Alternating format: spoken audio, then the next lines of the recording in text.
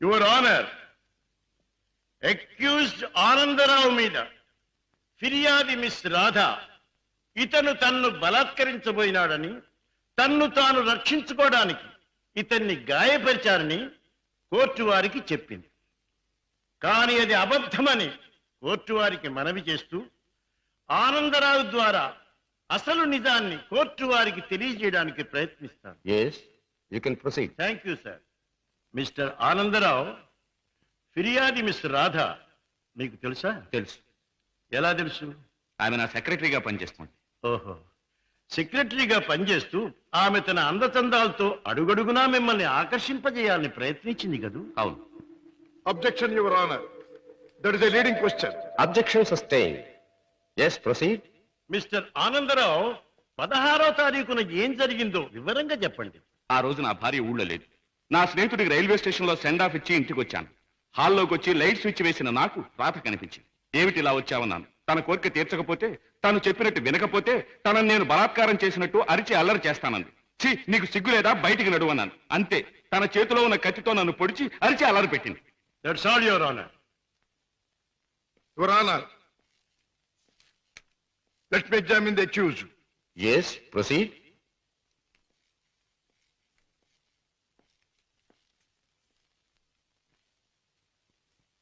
మీ పేరు? ఆనందరావు.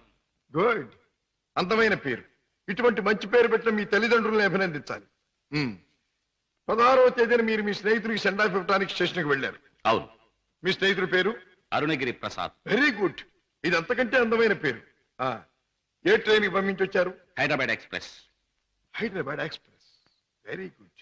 మీ స్నేహితుడు కూడా మీలాగే భాగ్యవంతుడై ఉండాలి. Of course, is a millionaire. అయితే ఫస్ట్ క్లాస్ లో ట్రావెల్ చేసి ఉండాలి. ఎస్. మీరు స్టేషన్ నుంచి తిన్నగా ఇంటికి వెళ్ళారా, లేక? తిన్నగా ఇంటికే వచ్చాను. కారులో? ఎస్. కారులో స్టేషన్ నుంచి ఇంటికి వెళ్ళడానికి ఎంత టైం పడుతుంది? మామూలుగా అయితే 10 మినిట్స్ పడుతుంది. ఆ రోజు ట్రాఫిక్ ఎక్కువగా ఉండటం వల్ల బహుశా 15 to 20 మినిట్స్ పట్టి ఉండొచ్చు. That's all right. పోనీ 20 నిమిషాలు అనుకుందాం. ఓకే. ఎస్. తిన్నగా ఇంటికి వెళ్ళి మీరు హాల్లో లైట్ వేశారు. అవును. ఆ లైట్ వెలుగులో మిస్టర్ రాధాని మీరు చూచారు. Yes. Your honour, Hyderabad express ప్రతిరోజు సరిగ్గా సాయంత్రం 4:20 బయలుదేరుతుంది. ఆ 16వ తేదీని కూడా కరెక్ట్ టైంకే బయలుదేరిందని సాక్ష్యం ఇవ్వడానికి అరుగో స్టేషన్ మాస్టర్ గారు సిద్ధంగా ఉన్నారు. అంతేకాకుండా ఆ రోజు రిజర్వేషన్ చార్ట్ ప్రకారం ఫస్ట్ క్లాస్ లో అరుణగిరి ప్రసాద్ అనే వారెవరూ ప్రయాణం చేసి ఉండలేదని కూడా వారు చెబుతున్నారు. యువర్ ఆనర్, ఆనందరావు గారు సాయంత్రం 4:20 స్టేషన్ నుంచి బయలుదేరామంటున్నారు. ఒక్క 20 నిమిషాలకే ఇల్లు చేరామంటున్నారు. మరి పట్టపగల ఆ లైట్ ఎందుకు వేయవలసి వచ్చిందో అది వారికే తెలియాలి. పైగా ఆ 16వ తేదీన వారు నివసిస్తున్నటువంటి గాంధీనగర్ ఏరియాలో ట్రాన్స్ఫార్మర్ రిపేర్ కోసం పవర్ షట్ డౌన్ చేయబడిందని, తిరిగి రాత్రి 8 గంటలకే పవర్ రెస్టోర్ చేయబడిందని సాక్ష్యం చెప్పడానికి electricity board, repairs and maintenance department వారు సిద్ధంగా ఉన్నారు. ఆనందరావు గారు లైట్ వేసామంటారు, డిపార్ట్మెంట్ వారు పవర్ లేదంటారు.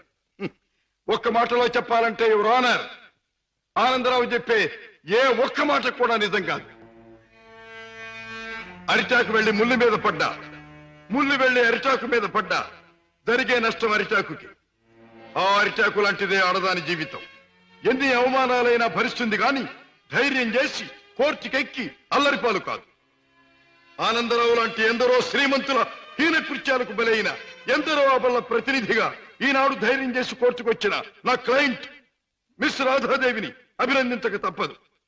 ఈ ఆనందరావు లాంటి చీడ పురుగుల్ని కోర్టు వారు కఠినంగా శిక్షించాలి. ఆనందరావు మీద మిస్ రాధ తెచ్చిన అభియోగం అబద్ధమని నిరూపించడానికి ఆనందరావు చెప్పినదంతా కల్పనగా నిరూపించడమైనది. కనుక ఆనందరావుని నేరస్తుడిగా ఎంచి ఐపీసీ 354 సెక్షన్ క్రింద 3 నెలల జైలు శిక్ష, 2000 రూపాయల జరిమానా విధించడమైనది.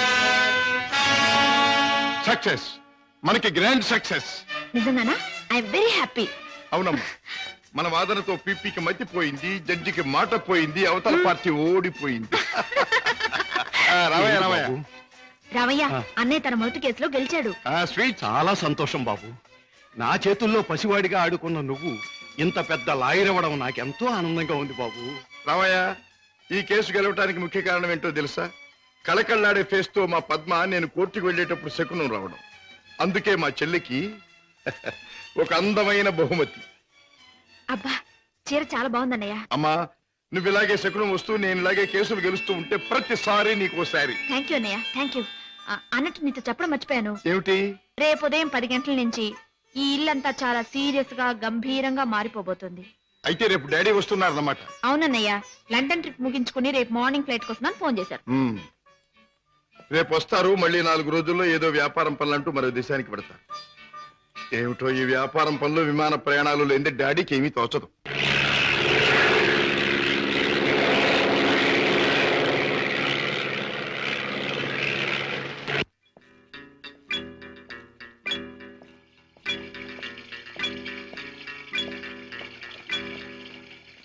డాడ్ ప్రయాణం బాగా జరిగిందా? బాగానే సార్. ఏం ప్రాక్టీస్ ప్రారంభించావా? ఎస్ డాడీ, 10 రోజులైంది. పెద్ద బజారులో ఫ్లాట్ తీసుకుని ఆఫీస్ ఓపెన్ చేశాను. నేను ఫస్ట్ టేకప్ చేసిన కేసు నిన్న కోర్టులో బ్రహ్మాండంగా వాదించి గెలిచాను. అందరూ ఆశ్చర్యపోయారు. ఈ శశిభూషణ్ రావు కొడుకు ఓడిపోతే ఆశ్చర్యపడాలి, గెలవడం గొప్ప విశేషం ఏం కాదు. రాజా, ఒక్క కేసు గెలవడం కాదు, నువ్వు వేసే ప్రతి అడుగులోనూ విజయం ధ్వనించాలి. నువ్వు వెళ్లే ప్రతి దారిలోనూ సక్సెస్ మారుమోగాలి. That is my wish and ambition. Daddy breakfast వస్తారా? ఇప్పుడే కాదు, యూ క్యారీ ఆన్.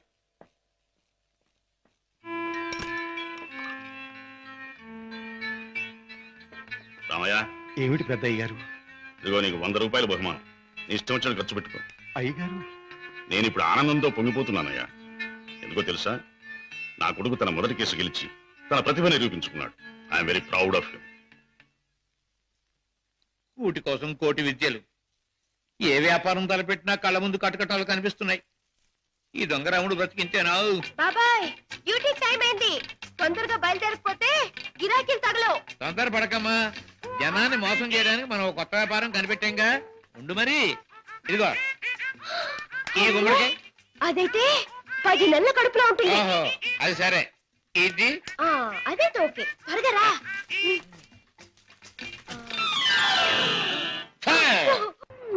మంచి గిరాకీలాగుంది. అయ్యో కారాపడు బాబు, కారాపడు బాబు. ఏమిటమ్మా, ఏం కావాలి? అబ్బా నిండు నెలల మనిషిని బాబు. అబ్బా హాస్పిటల్ నుంచి వస్తున్నాను. 2 మైళ్ళ అవతల మా అయ్య నా కోసం కాసుకుని ఉంటాడు. అక్కడికి తీసుకెళ్ళండి బాబు, మీకు పుణ్యం ఉంటుంది. అలాగేనమ్మా, రా ముందు కూర్చో. అబ్బా జాగ్రత్త జాగ్రత్త జాగ్రత్త. అమ్మా అయ్యో. ఏమిటి అలా కడుపు పట్టుకుంటున్నావు? జారిపోతుందేమోనని. అదే బాబు, నేను జారి పడితే లోను నా బిడ్డకి దెబ్బ తగలకుండా. ఎన్నో నెల? ఇది జనవరి కదా బాబు, అంటే 1వ నెల. ఏమిటి 1 నెలకు అంత కడుపా? ఏ కడుపా? కడుపుకి 9 నెలలు బాబు. మీరు అడిగింది దీన్ని గురించి అనుకోలేదు బాబు. ఇది నిక్కర్చైనా 9 నెలల కడుపే బాబు. అది సరే, మీ ఆయన ఏం చేస్తుంటాడు? ఇదిగో ఇట్ట కడుపు చేస్తుంటాడు, ఆ పైన దేశాల పట్టు తిరుగుతుంటాడు. మొదలష్టపోడు. ఎందుకైనా అలా తిడతావు? చక్కగా గుమ్మడి పండు లాంటి బిడ్డలు. గుమ్మడి పండు అంటున్నారు, మీకెలా తెలుసు? చూస్తుంటే తెలవడంలా. ఏది ఏమైనా ముద్దుగా బొద్దుగా ఉండే బిడ్డలు కంటాను బాబు, కంటాను. అదిగో ఆ పక్కన ఆపండి, మా అయ్య అక్కడున్నాడు. ఓకే, ఇక్కడే ఇక్కడే. అయ్యా అమ్మా సీత, నా తల్లే. అయ్యా ఈయనయ్యా, ఈ మనిషే. ఏ బాబు, నా కూతురు ఎంత దూరం తీసుకొచ్చింది నువ్వేనా నాయనా? నేనేనండి. బాబు నాయనా, ఇలా రండి బాబు, రండి బాబు, వినండి బాబు. నా కూతుర్ని ఇంత దూరం తీసుకొచ్చిన పెద్ద మనిషి ఈయనేనంట. ఈ ఘనకార్యం చేసింది కూడా ఈయనేనంట. అయ్యో, ఇందులో ఘనకార్యం ఏముందండి? ఒంటరిగా ఆడపిల్ల కనిపిస్తే ఎవడైనా చేసే పని నేను చేశాను. వింటున్నారా బాబు, వింటున్నారా? అందరూ చేసే పనే నేను చేశానని నదులు మెదురు లేకుండా అంటున్నాడు. అమ్మో నాయనో బాబు. నన్ను నీ దగ్గర వదిలేసి తన దారిని తను పోతానంటున్నాడు. అయ్యా అవునండి, మీ అమ్మాయిని మీకు అప్పగించాను, ఇక పోతాను. అయ్యో అయ్యో అయ్యో, అదేమిటయ్యా? దాని మొహం చూస్తే దాని కలగడంలే, దాని కడుపు చూస్తే నీ గుండె మొదలవడంలే. ఉరుటి ఖర్చు నేను ఒక 500 రూపాయలైనా, 1000 రూపాయలైనా ఇచ్చి వెళ్ళాలని అనిపించట్లేదు. ఇదేమిటండి, నాకేంటి అవసరం? నేను ఎందుకు ఇవ్వాలి? వింటున్నారా బాబు, వింటున్నారా? దాని ఎంతవరకు తీసుకొచ్చింది తానేనంటున్నాడు. ఈ ఘనకారం చేసింది కూడా తానేనంటున్నాడు.